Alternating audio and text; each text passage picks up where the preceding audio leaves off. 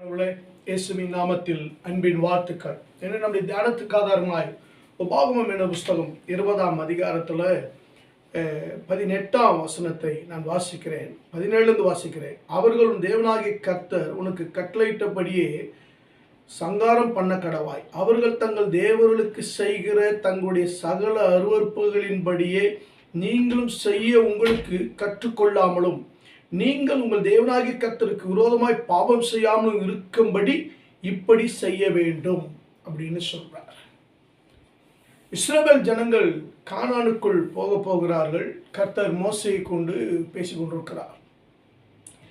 நீங்கள் மற்ற ஜனங்களை, அதாவது ஆண்டவர் சொல்றாரு, எனக்கு சொந்தமா இருக்கும்படி உங்களை நான் பரிசுத்தப்படுத்தினேன், பிரித்தெடுத்தேன், நீங்கள் என் ஜனங்கள் என்று சொல்கிறார். இயேசு கிறிஸ்து தம் சொந்த இரத்தத்தை சிந்தி நம்மை விடுதலையாக்கி மீட்டு நம்மை பரிசுத்தப்படுத்தி அவருடைய பிள்ளைகளாய் மாற்றி இருக்கிறார், சுதந்திரவாளியாய். இப்ப தேவன் நம்ம கிட்ட எதிர்பார்க்கிறது என்ன? கர்த்தர் நம்ம கிட்ட எதிர்பார்க்கிற காரியம் என்ன? உலகத்தில் உள்ள, அதாவது பார்த்தீங்கன்னா மற்ற தேவரிடத்துல மற்ற கடவுளிடத்தில் இருக்கிற அருவருப்பான காரியங்களை நாம் கற்றுக்கொள்ளக்கூடாது. ரெண்டாவது, அப்படிப்பட்ட காரியங்களை தேடவும் கூடாது. அப்படிப்பட்ட காரியங்களுக்கு எந்த ஒரு உடன்பாடும் நம்ம கொள்ளக்கூடாது. அதே போல அந்த சடங்காச்சாரங்களை நாம் கற்றுக்கொள்ளக்கூடாது. அது தேவன் அருவருக்கிற காரியம். ஏனென்றால் இந்த உலகத்துல எல்லாருக்கும் தெரிந்த ஒரு காரியம், நாம் ஆராதிக்கிற தேவன் பரிசுத்தமுள்ள தேவன், வல்லமுள்ள தேவன் என்று எல்லாருக்கும் தெரியும். முழு உலகத்தில் இருக்கிற எல்லா ஜனங்களுக்கும் தெரியும். ஆகினால் தான் இன்றைக்கு ஜனங்கள் ரட்சிக்கப்படுகிறது எளிதாக இருக்கிறது. ஏனென்றால் அப்படிப்பட்ட பரிசுத்தமுள்ள தெய்வத்தை நாம் ஆராதிக்க வேண்டும் என்றால் நாம் பரிசுத்தமா இருக்க வேண்டும், எல்லாத்திலும் சரியா இருக்கணும் அப்படின்னு. ஆனா கர்த்தர் பாருங்க, உங்களே என்னையும் தெரிஞ்சுக்கிட்டு இருக்கிறார். ஏன் தெரிஞ்சுக்கிட்டு இருக்கிறார்னா, நம்ம அவரை பக்தியா வாழுவோம், அவருடைய கட்டளையை கைக்கொள்வோம், அவருடைய பிரமாணத்தை கைக்கொள்வோம், நம்ம நிச்சயமாய் சாட்சியாய் வாழுவோம், அவருக்கு விரோதமான காரியங்களை செய்ய மாட்டோம். அதே போல நம்ம அவருடைய நீதியை நிலைநாட்டு அவருடைய சத்தியத்தை கைக்கொள்வோம், அவருடைய பரிசுத்தாவின் அபிஷேகத்தை பெற்றுக்கொண்டு அவருக்காய் நிலைத்து வாழ்வோம், அவருடைய ரட்சிப்பை பாதுகாத்துக் கொள்வோம் என்கிற முழு நிச்சயம் நம்பிக்கையும் தேவன் நம்ம மேல் வைத்திருக்கிறார்.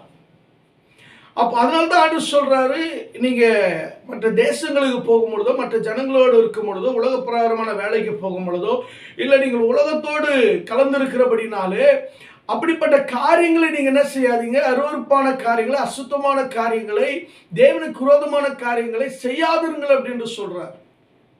பாருங்க, நீங்கள் உங்கள் தேவனாய் கர்த்தருக்கு விரோதமாய் பாவம் செய்யாமல் இருக்கும்படி இப்படி செய்ய வேண்டும் அப்படின்னு சொல்லி முதல்ல அவரு கட்டளை கொடுக்கிறார்.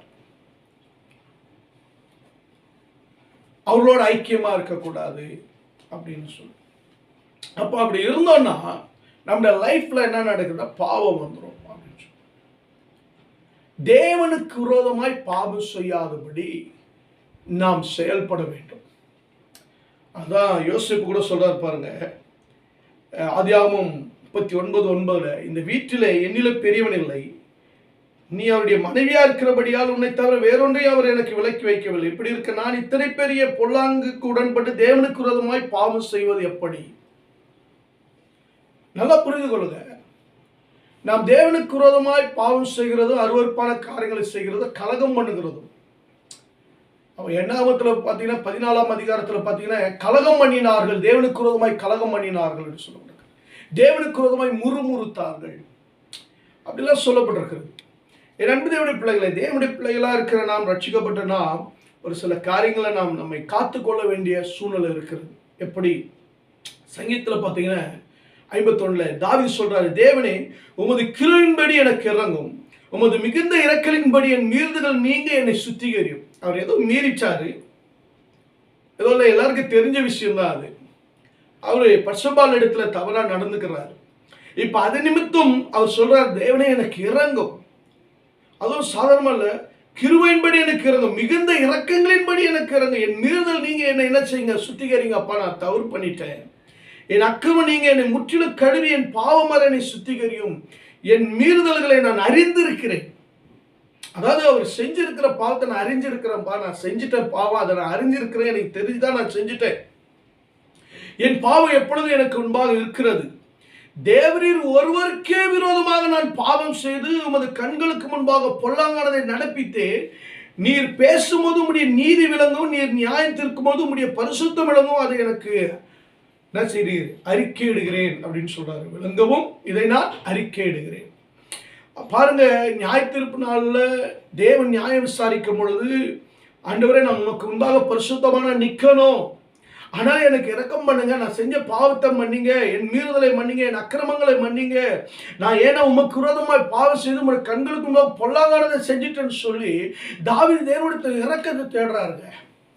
என் அன்புக்குரியவர்களே, நாம் இரக்கத்தை தேவனிடத்தில் தேடணும். நாம் தவறும் பொழுது, நாம் பாவம் செய்யும் பொழுது, மீறும் பொழுது, நாம் தேவனிடத்தில் இரக்கத்தை நாடும் பொழுது, அப்போ தாவீது கிடைச்ச அந்த இரக்கம், தாவீது கிடைச்ச அந்த கிருபை, தாவீது கிடைச்ச ஆசீர்வாதத்தை, அதாவது இன்னொரு சொல்ற பாருங்க, தாவீது கிடைச்ச விடுதலை கர்த்தர் உனக்கு கொடுப்பார். தாவீது பாருங்க, சுத்த இருதயத்தை ஆண்டவர்கிட்ட கேட்கிறார், புதிய ஆவியை கேட்கிறார், நிலைவரமான ஆவியை கேட்கிறார், உள்ளத்தை புதுப்பிக்கும்படி கேட்கிறார். அப்போ முழுவதுமே கெட்டு போயிடுச்சு, என்னை முழு புதிய மனுஷனா மாற்றுகிறார். அதனால தான் ஆண்டவர் பார்த்தீங்கன்னா பழையவைகள் வாழ்க்கையை ஒழிச்சு நம்ம புதிய சிருஷ்டியா மாற்றிட்டார்.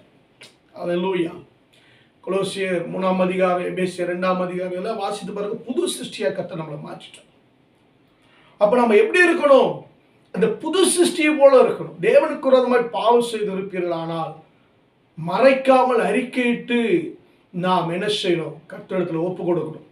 இப்போ ஆதாம் சொல்றாரு, நீர் கொடுத்த என்னது ஏவாள் தான் என்னை இப்படி பண்ணா, வஞ்சிச்சுட்டா, அப்படி செஞ்சுட்டா அப்படின்னு. அதே போல நாம் செய்த பாவத்தை நாம் ஒத்துக்கொள்ள வேண்டும், உணர வேண்டும், அதை அறிக்கையிட வேண்டும், அல்லது விடுதலை பெறத்துக்குரிய காரியங்களை செய்யணும். மற்றவங்களை சாட்டி, மற்றவங்களை சொல்லி, மற்றவங்களை குற்றப்படுத்தி, மற்றவங்களை பழிய போட்டு நான் நீதிமான், நான் சரியா இருக்கிறேன் அப்படி சொல்லாதீங்க ப்ளீஸ். அதனால தான் நாம் பெற வேண்டிய விடுதலையை ரட்சிப்பை நாம் எழுந்து கொண்டே இருக்கணும். தாவீதை போல என்ன செய்யணும்? ஆமா, நாம் தேவனுக்கு விரோதமாய் பாவம் செய்யும் பொழுது நாம் ஒற்றுக்கொண்டு தேவனுடைய இரக்கத்திற்கு விடுதலைக்காக காத்திருக்க வேண்டும், ஜெபிக்க வேண்டும். அப்படி ஆண்டுகிட்ட ஒப்பு கொடுக்கும் பொழுது, உங்களுடைய வாழ்க்கை திருத்தி கொள்ளும் போது தேவன் நிச்சயமாய் உங்களை விடுவித்து உங்களுடைய வாழ்க்கையில உயர்வை, ஆசீர்வாதத்தை, நீங்கள் எதிர்பார்த்த எல்லா நன்மைகளை கர்த்தர் கொடுப்பார். ஒருவேளை நன்மைகள் நடக்கலைன்னா, உன்னுடைய ராஜ்யத்தில் கொலைப்படி வருது, உங்கள் வாழ்க்கையில் கொலைப்படி வருதுன்னா பாவம் இருக்குதுனால கொலைப்படி வருது. உங்களை மாற்றிக்கொள்ளுங்க, கர்த்தர் உங்களை ஆசீர்வதிப்பார். லூக்காவில் ஒரு வசனம், லூக்கா 15ஆம் அதிகாரத்தில் சொல்லப்பட்டிருக்கிறது, ஒரு தகப்பனுக்கு 2 பிள்ளைகள். அதில் சிறியவன் என்ன செய்யறான்னா, தன் சொத்தையெல்லாம் சேர்த்துக்கிட்டு அப்பா கிட்ட இருந்து வாங்கிட்டு தூர தேசத்துக்கு போய் புறப்பட்டு போய் அங்கே துன்மார்க்கமா ஜீவனம் பண்ணி தன் ஆஸ்தியை அழிச்சு போடுறான். துன்மார்க்கமா என்ன செய்யறான்? செயல்படுறான். என் நண்பர்களோட தாவீது தேவனுக்கு விரோதமாக செயல்படுறதுனால அவருடைய வாழ்க்கையில பாதிப்பு. இங்க பாருங்க, தன் தகப்பனுக்கு விரோதமாய்,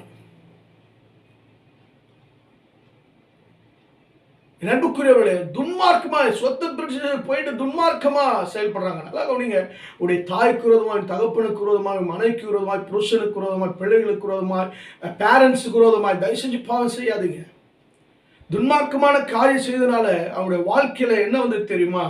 பாருங்க, எல்லாம் செலவழிந்தது. கூட இருந்தவங்களும் அனுபவிச்சு, நண்பன் அவன் இவன் எல்லாம் அனுபவிச்சுட்டு அவனை ஒன்னெல்லாம எம்டி ஆக்கிட்டு அவனை விட்டுட்டு போயிட்டாங்க. அவ்வளவுதான். குறைவுபட்ட தொடங்கினது.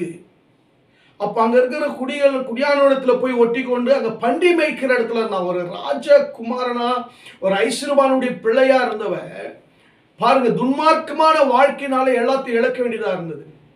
பிரியமானவருடைய பிள்ளை, நம்ம எல்லாரும் ராஜாக்களின் பிள்ளைகள், தேவாதி தேவனுடைய குமாரர்கள். அப்ப நம்ம துன்மார்க்கமா வாழ்ந்த இழந்துருவோம். அதே போல உங்களை பெற்ற தாய் தகப்பனருக்கு விரோதமாய், உங்களுடைய பிள்ளைகளுக்கு விரோதமாய், உங்களுடைய புருஷனுக்கு விரோதமாய், மனைவிக்கு விரோதமாய், பேரண்ட்ஸுக்கு விரோதமாய் நீங்க செயல்படாதீங்க துன்மார்க்கமா. அப்படி செயல்பட்டா உங்களுக்கு வர வேண்டிய ஆசீர்வாதங்கள், நன்மைகள் எல்லாம் இழந்துருவீங்க. சாப்பாட்டு கூட வழி இல்லைங்க. அவனுக்கு எல்லாம் முடிஞ்சு போச்சு. நண்பர்களோட, ஃப்ரெண்ட்ஸுகளோட, உலகத்தோட, சிற்றின்பத்தோட, ஆசபாசங்களோட வாழ்ந்ததுனால வாழ்க்கையில் எல்லாம் இழக்க வேண்டிய நிலை வந்தது. இப்போ பாருங்க, அவன் புத்தி தெளிந்து அவன் சொல்றான், பரத்துக்கு விரோதமாய் நான் தேவனுக்கு விரோதமாகவும், 2வது என் தகப்பனுக்கு விரோதமாக நான் பாவம் செய்தேன்.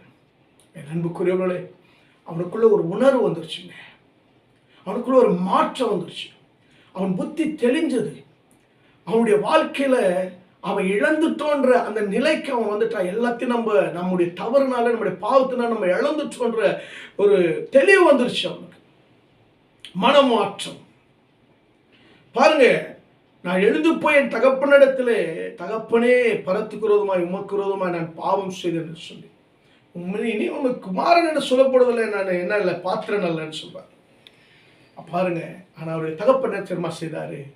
அவன் உணர்ந்து தன் பாவத்தை அறிக்கையிட்டதுனால, அவன் செய்த தவறெல்லாம் அறிக்கையிட்டதுனால, அவன் தன்னை பாத்திரவனா எண்ணாததுனால, அவனுடைய தகப்பனார் அவனை கட்டி பிடித்து அவன் அழுக்கோடு பாவத்தோடு துன்மார்க்கத்தோடு எல்லாத்தையும் இழந்து எல்லாம் போனதுங்க.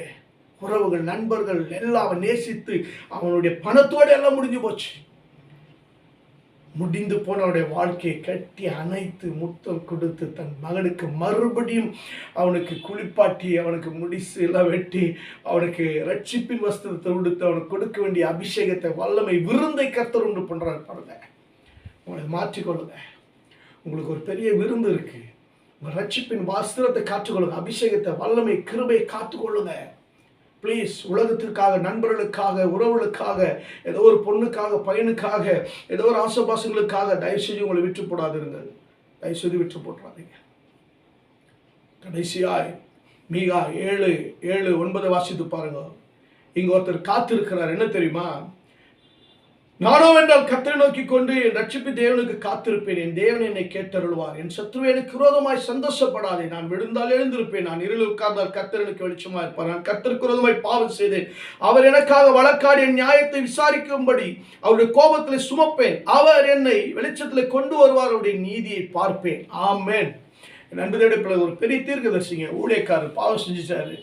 இப்போ அவர் பாவம் செஞ்சதுனால இங்க சந்தோஷப்படுறது யார் தெரியுமா? சத்துருக்கள், பிசாசுகள்.